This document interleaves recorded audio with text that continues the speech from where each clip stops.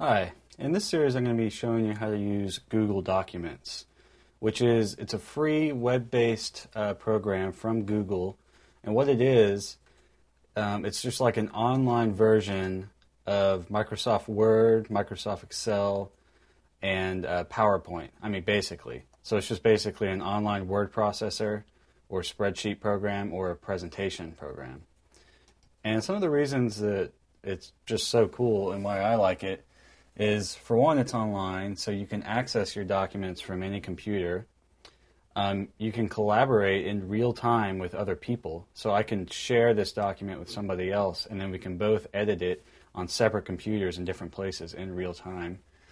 It's got a great little organizational system right here to organize all your documents online. And it integrates really well with some other Google programs, especially Gmail. So to use Google Documents, you're going to need a Google account. And let me just show you real fast how to sign up for a Google account.